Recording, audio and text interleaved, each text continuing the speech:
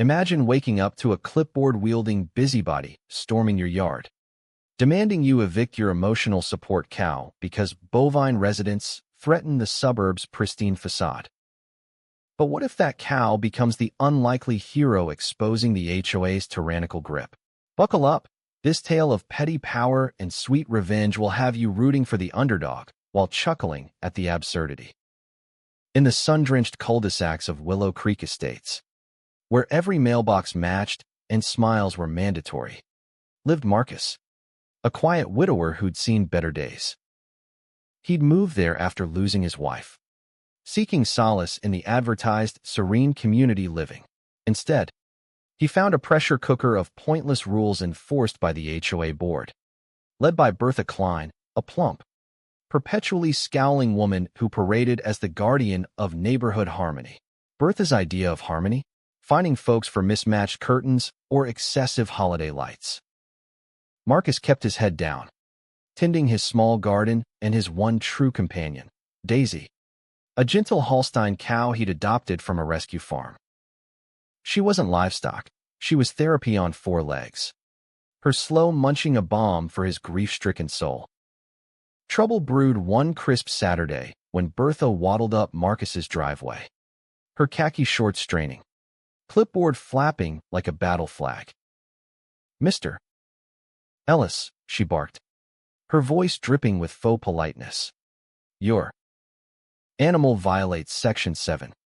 Paragraph 4. No farm creatures allowed.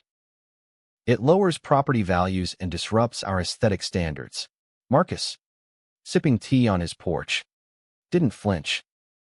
He'd heard the whispers, neighbors calling him that weird cow guy, spreading rumors he was turning the block into a barnyard.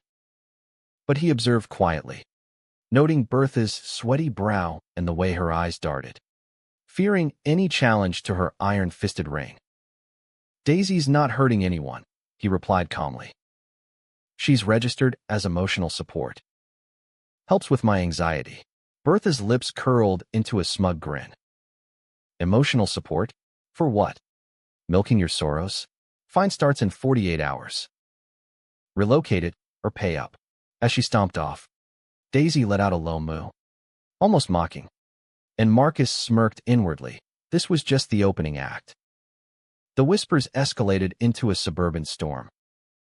Bertha rallied her cronies at the next HOA meeting, projecting slides of Daisy's offenses, a chewed flower bed, a stray patty on the sidewalk. "This is chaos," she thundered, her double chin quivering. "We must protect our community's integrity." Neighbors nodded meekly, but Marcus stayed silent, documenting every overreach. He caught Bertha on his doorbell cam, sneaking around at dusk, measuring his grass with a ruler and muttering about deviance. Online, the neighborhood Facebook group exploded with her posts. "Beware the cow menace. Next, it'll be pigs in pools." Marcus bit his tongue, but the irony burned. Bertha, who once fined a kid for a lemonade stand without permits, preached about fairness. One evening, a jogger paused by his fence. "Man, she's unhinged," he whispered. Marcus nodded. "Give her rope, she'll hang herself." And she did, escalating to petty sabotage, anonymous notes, calls to animal control with fabricated complaints. Marcus endured, his patience a weapon, watching her facade crack under the strain of her own absurdity. The boiling point hit at the annual block party, where Bertha lorded over the grill like a dictator in flip-flops. Marcus arrived with Daisy in tow, adorned with a ridiculous bow, his subtle jab. Gasps rippled through the crowd as Bertha spotted them. "You dare bring that beast here?" she shrieked, waving tongs wildly. "This event is for civilized residents only." Marcus shrugged. "Daisy's more civilized than some.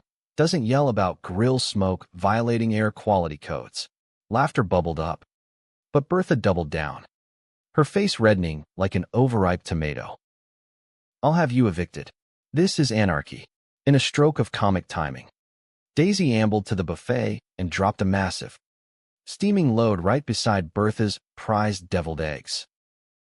The crowd erupted, half in horror, half in hysterics, as Bertha slipped in her haste to contain the biohazard, landing flat on her back.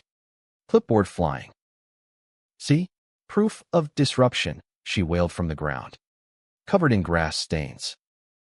Marcus helped her up with a straight face. "Or proof that nature doesn't follow your bylaws."